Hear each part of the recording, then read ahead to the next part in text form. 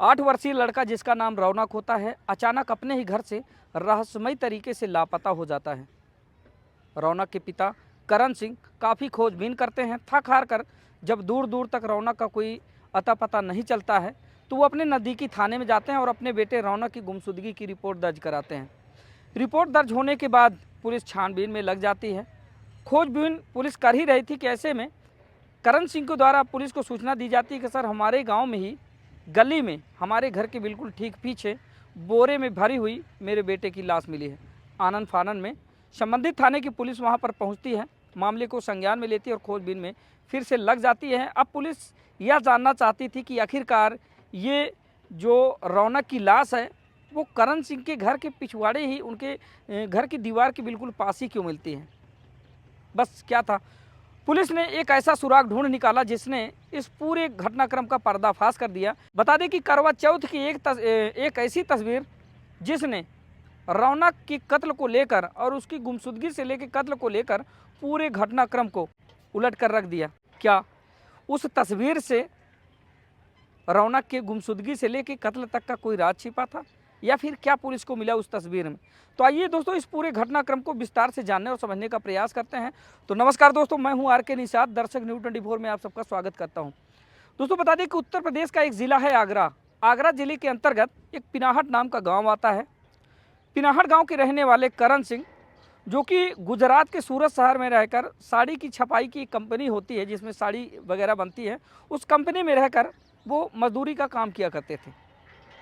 हमेशा की तरह वो जाते थे गुजरात और अपने कंपनी में काम करते थे और समय मिलने पर 2 महीने, 4 महीने, 6 महीने बीत जाने पर वो अपने घर आया जाया करते थे, अपने परिवार वालों से मिला जुला करते थे। ऐसे में जो उनके बाकी के परिवार वाले थे, यानी कि उनकी पत्नी यशोदा और उनका 8 वर्षीय लड़का रौनक अपने बाकी के परिवार वालों के साथ पिनाहट गाँव में ही रहा करते थे। इन दिनों करण सिंह गाँव आए हुए थे और अपने परिवार वालों के साथ थे। जैसे कि काफ़ी दिन जब कोई व्यक्ति परदेश से बाहर घर आता है तो जाहिर सी बात है कि अपने गांव आस पड़ोस में लोग बाग एक दूसरे से मिलने जुलने चले जाया करते हैं। ठीक ऐसे ही करण सिंह गए हुए थे घूमने टहलने के लिए और करण 29 नवंबर 2024 को जब लौटकर, यानी कि घूम टहल कर जब लौटकर अपने घर वापस आते हैं तो देखते हैं कि जो उनका बेटा होता है 8 साल का रौनक, वो दूर दूर तक नज़र नहीं आता है।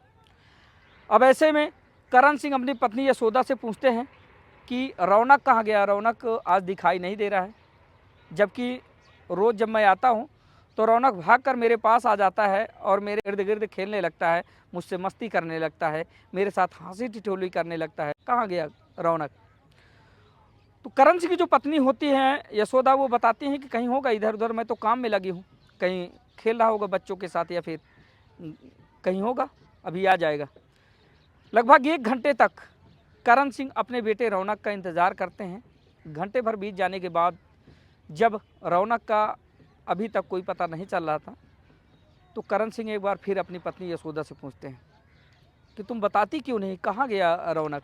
1 घंटे हो गए, अभी तक वो आया नहीं। तब फिर से पत्नी कहती कि आप जाकर कहीं देख लीजिए, आप ही ढूंढ लीजिए, बाहर जाके पूछ लीजिए किसी से, शायद किसी ने देखा होगा कि खेल रहा होगा। अब करण सिंह घर से बाहर निकलते हैं और बाहर निकलने के बाद वो अपने गांव में ही घूम घूम कर इधर उधर देखते हैं, लेकिन अभी तक रौनक का कोई अता पता नहीं चल रहा था।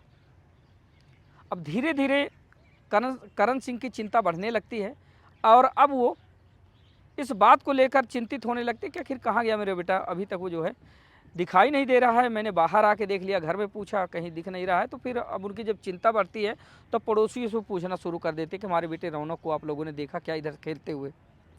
लेकिन सब कहते हैं कि रौनक तो इधर नहीं आया। फिर इसके बाद करण सिंह आगे बढ़ते हैं और इस तरह करते करते वो जो है पूरे गाँव में सब लोगों से पूछ लेते हैं और पूरे गाँव का भ्रमण कर लेते हैं। अभी तक रौनक का दूर दूर तक कोई अता पता नहीं चल रहा था रौनक का। तो काफ़ी थक हार कर जब वो गांव में ढूंढते हैं और गांव में भी नहीं मिलता है, गांव वालों से पूछते हैं, जब वहां से भी कोई सुराग नहीं मिलता है, ऐसे में करण सिंह की चिंता और ज़्यादा बढ़ने लगती है। तो अब वो अपने नज़दीकी थाने पहुंच जाते हैं और नज़दीकी थाने में जाकर अपने बेटे रौनक की गुमशुदगी की रिपोर्ट दर्ज कराते हैं। भाई थाने में जब रिपोर्ट दर्ज करा रहे थे तो उसमें पुलिस पूछती है, पूछताछ जो औपचारिक पूछताछ होती है वो करते हैं कि आपके बेटे का नाम क्या था, तो बताते हैं कि रौनक, उसकी उम्र 8 साल की है और पूरा हुलिया बताते हैं और लिखित में भी देकर प्रार्थना पत्र चले आते हैं। अब पुलिस रौनक की गुमशुदगी की रिपोर्ट दर्ज कर लेती है, इसके बाद खोजबीन शुरू कर देती है। और अब ऐसे में करण सिंह भी खाली नहीं बैठते हैं, वो भी लगातार 29 तारीख को यानी कि 29 नवंबर को ये घटना होती है। तो करण सिंह के साथ उनका एक भाई होता है भानु, वह भी खोजबीन में लगा रहता है और उनकी जो पत्नी होती है यशोदा, वो भी काफ़ी परेशान रहती है खोजबीन में, अपने पति के साथ लगी रहती है, काफ़ी रोती है, बिलखती है। उधर उनका जो भाई होता है भानु, वो भी काफ़ी रोता रहता है, बिलखता रहता है अपने भतीजे की गुमशुदगी को लेकर।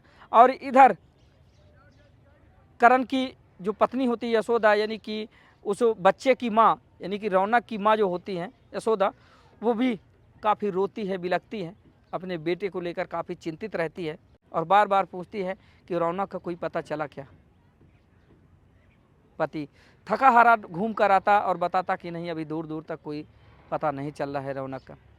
अब दोस्तों बता दें कि करण सिंह रोज़ की तरह तलाश कर ही रहे थे। ऐसे में वो अपने गांव की एक गली से गुजर रहे थे, तो उनके घर के बगल से जो एक गली जाती है, तो अपने घर के बगल में ही उन्होंने देखा कि एक बोरा जिसका मुंह बंधा हुआ है और वो बोरा वहाँ पर पड़ा हुआ है। करण सिंह घर की दीवार के पास पहुँच जाते हैं, उस बोरे के पास पहुँच जाते हैं और इधर उधर हिला के उसको देखते हैं कि इसमें कोई वजनदार चीज़ भरी हुई है। अब करण उसका जो बोरे का मुंह होते हैं बंधा हुआ था, उसको खोलते हैं और खोलने के बाद देखकर वो स्तब्ध रह जाते हैं। करी, ये तो मेरे बेटे की लाश है, मैं अपने बेटे की तलाश कर रहा था और मेरा बेटा तो यहाँ पर पड़ा है, कौन फेंक गया मेरे बेटे को यहाँ पर, आखिरकार मेरा रौनक था भी कहाँ, बस फिर क्या था।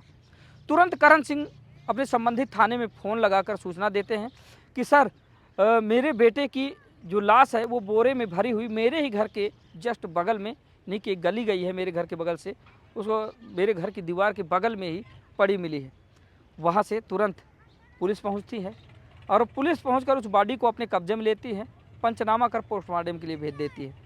अब इस पूरे घटनाक्रम की जांच पड़ताल करने के लिए, इस पूरे घटनाक्रम का खुलासा करने के लिए पुलिस की एक SIT की टीम गठित की जाती है, जिसमें 2 ट्रेनी IPS को लगाया जाता है।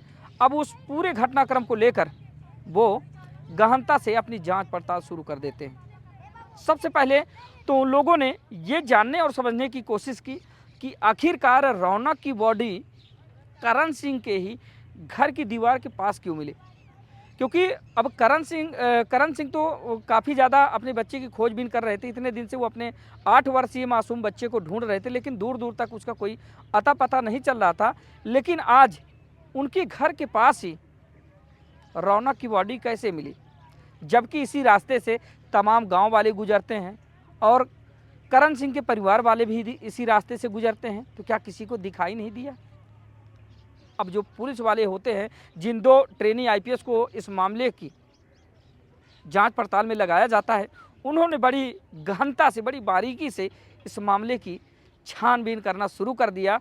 तो सबसे पहले वो ये गेस करते हैं कि आखिरकार ये बॉडी घर के दीवार के पास कैसे मिली।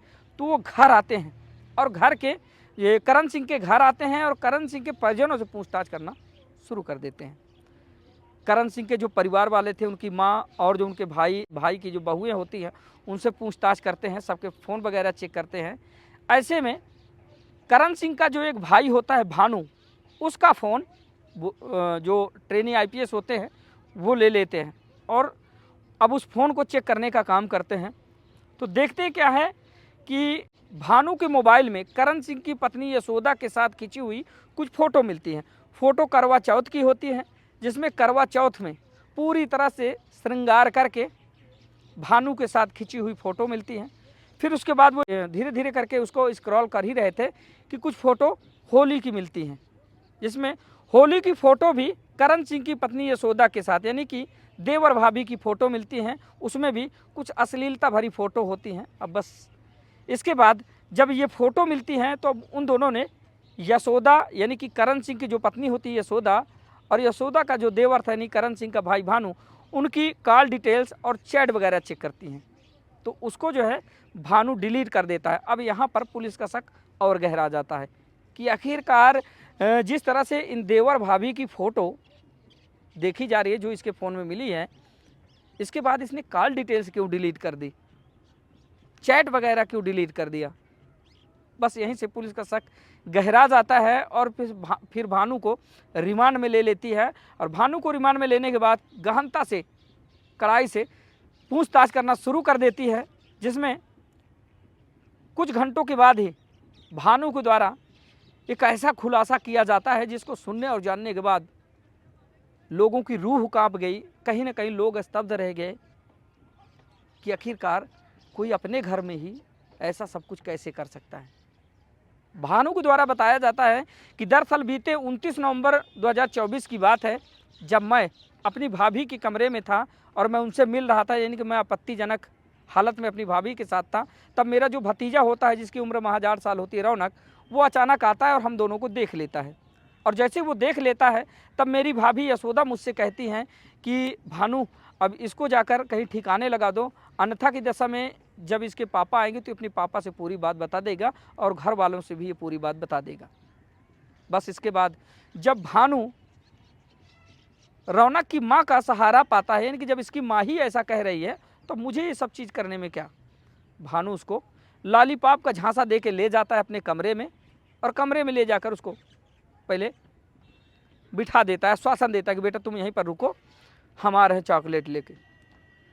भानु जाता है, जो कपड़े धोने वाली एक मुंगली होती है वो मुंगली उठा के लाता है और मुंगली उठा के लाने के बाद वो पीछे से आता है और रौनक के सिर पे दे मारता है।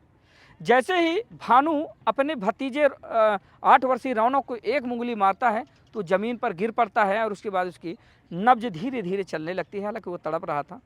इसके बाद भानु बताता है कि इस तरह करके मैंने उसके सर पर लगभग 5 से 6 वार किए, जिससे उसकी जान चली गई। फिर उसके बाद भानु बताता है कि मैं अपने भतीजे रौनक को मरने के बाद खींच कर ले जाता हूँ। सबसे पहले मैं और मेरी भाभी मिलकर उसको बोरे में भरते हैं। बोरे में भरने के बाद सबसे पहले हम लोग उसको सीढ़ी के नीचे रखते हैं। ऐसे में लाश वहाँ पर रखी रहती है और जब इसके बाद करण सिंह घर आते हैं, यानी कि यशोदा के जो पति होते हैं, जब वो घर आते हैं और अपने बेटे रौनक को लेकर काफ़ी परेशान होते हैं, हताहत होते हैं, तब जो उनकी पत्नी होती है यशोदा, तो वो भानु से जाकर बताती है कि तुम्हारे भैया आए थे और वो रौनक के बारे में काफ़ी पूछताछ कर रहे थे, शायद वो थाने गए हैं उसके गुमशुदगी की रिपोर्ट दर्ज कराने। बस फिर क्या था, अब इसी डर के चलते वो लोग जैसे ही करण उधर खोजने के लिए निकल जाते हैं, वैसे ही यशोदा अपने देवर भानु के साथ मिलकर अपने बेटे की जो लाश होती है उसको सीढ़ी के जगह से हटाकर छत के ऊपर ले जाते, जहाँ पर भूसा रखा होता है और लकड़ी के कुछ गट्ठर रखे होते हैं, वहीं पर एक ड्रम रखी होती है। उसी ड्रम में अब उस रौनक की बॉडी को वो बोरे सहित भर देते हैं और उसके बाद भूसे से और लकड़ी के गट्ठर से उसको ढक देते हैं। इसके बाद फिर दूसरा दिन बीतता है। दूसरे दिन जब करण घर आए तो उन्होंने अपनी पत्नी के सामने ही कहा कि मैं आज जाके कमिश्नर साहब से मिलकर आता हूं। अब कमिश्नर साहब जो है डॉग स्क्वाड की टीम भेजेंगे, वो आएगी तो वो गहनता से जांच पड़ताल करेगी और मेरे बेटे रौनक का पता चल जाएगा दरअसल वो है कहाँ। वो कुत्ते आएंगे तो सूंघ कर बता देंगे। अब यशोदा फिर से जाती हैं, अपने देवर भानु से बताती कि आज तुम्हारे भैया ये कह रहे थे कि मैं कमिश्नर के पास जाऊंगा और कमिश्नर साहब से कहूँगा तो वो जो है डॉग स्क्वाड भेजेंगे तो वो सूंघ कर बता देंगे कि रौनक है कहाँ। फिर से वो दोनों क्या करते हैं कि कहीं ऐसा ना हो कि कुत्ते यहाँ पर आएँ और सूंघ के बता दें, इससे पहले आइए हम दोनों लोग बॉडी को ठिकाने लगा देते हैं। उसके बाद फिर से यशोदा और भानु छत में जाते हैं और छत से वो रौनक की लाश को लेकर के पहले बाउंड्री के किनारे ले जाते हैं और उसके बाद यशोदा रस्सियों के सहारे उस बोरे को धीरे धीरे खिसकाती है और भानु उधर से घूम के जाता है घर के पीछे, तो उधर बोरे में पकड़कर नीचे उतार देता है। उसके बाद गट्ठर वहीं पे खोल देता है, बोरा वहीं पर रखकर भानु चला जाता है। इसके बाद जब करण सिंह उधर से जा रहे थे तब उनकी नज़र उस बोरे पर पड़ जाती है और इसके बाद फिर इस पूरे घटनाक्रम का खुलासा हो जाता है। अब दोस्तों ज़रा सोचिए कि एक माँ जिसने अपने बच्चे को 9 महीने अपने गर्भ में रखा और फिर उसके बाद उसका पालन पोषण किया, पाल पोस कर उसको 8 वर्ष का कर दिया, अपने क्षणिक सुख के लिए उसने कैसे अपने बेटे की बलि चढ़ा दी। दोस्तों कहा जाता है कि पूत कपूत तो सुने हैं जग में, पर माता न सुनी कुमाता। लेकिन इस घटना ने जिस तरह से पूरे उत्तर प्रदेश में सनसनी फैला दी, इससे कहीं ना कहीं अब ये लगता है लोगों को कि ऐसे भी माएँ अब इस संसार में रहती हैं जो अपने बेटे को सगी नहीं हैं। दोस्तों बता दें कि यही करवा चौथ की वो तस्वीर थी जिसने इस पूरे घटनाक्रम का पर्दाफाश कर दिया।